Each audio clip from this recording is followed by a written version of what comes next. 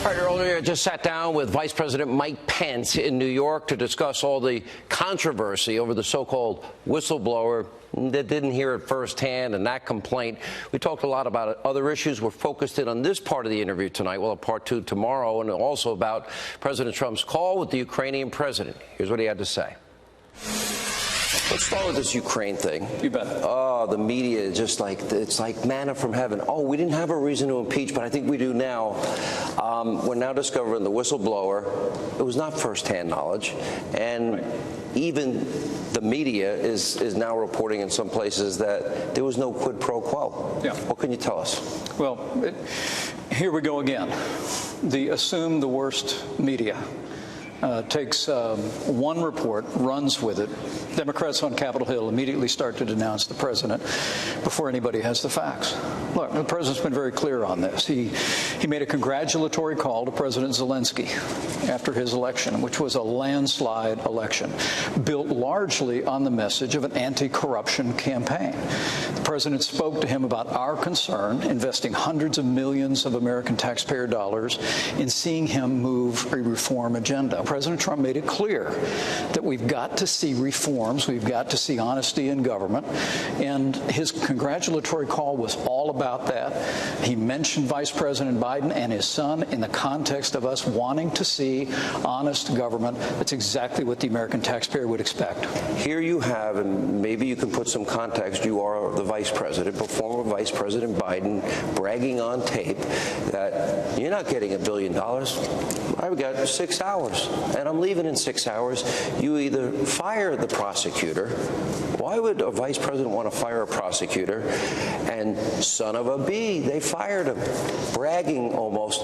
Why would a vice president of the United States of America want a Ukrainian prosecutor fired? What conceivable reason would that be? Yes, it's really remarkable that everything that the media wants to assume about the president's phone call in July, that Vice President Biden admitted to on camera in January of 2018. That he said that when he was Vice President of the United States, he had a quid pro quo.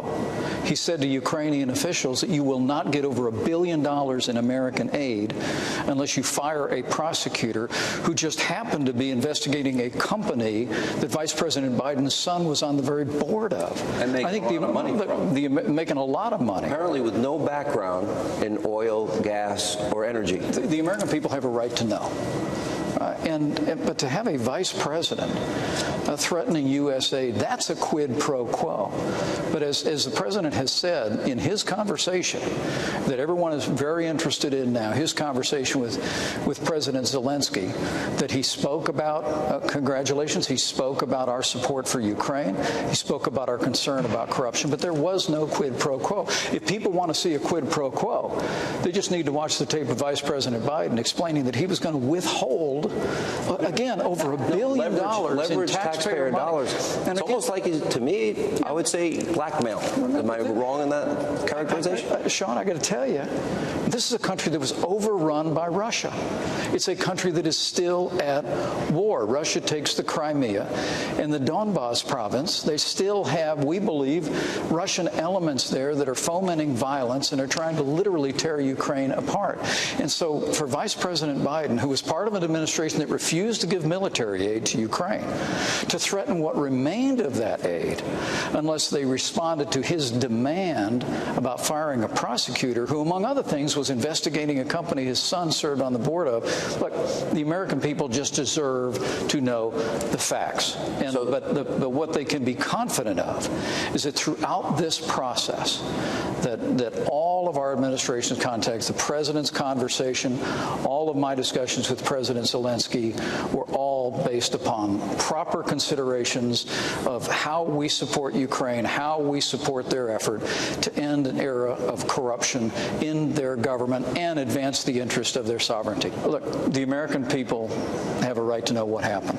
They have a right to know what happened in 2016, and they have a right to know what the circumstances were around having a sitting vice president threaten to withhold American aid.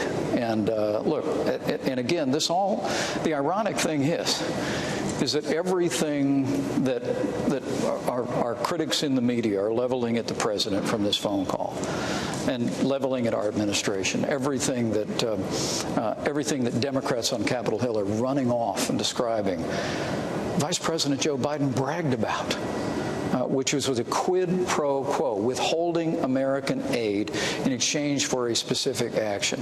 Would it help the president? Would you recommend he release the transcript? Well, that'll be a decision for the president to make. But remember, Sean, that would be an unprecedented act. It's so important that the President of the United States can have conversations with leaders around the world that are candid, that are open, and for leaders to be concerned in the future that a conversation with the president might make its way into the public. It's already happened. Would undermine the ability of the president to have those discussions in the future. So I know the president would like to do it. I know he's looking at all the circumstances around it. But the American people can be confident in this congratulatory call that the president spoke about issues that are of interest to American taxpayers, notably corruption, but there was no quid pro quo.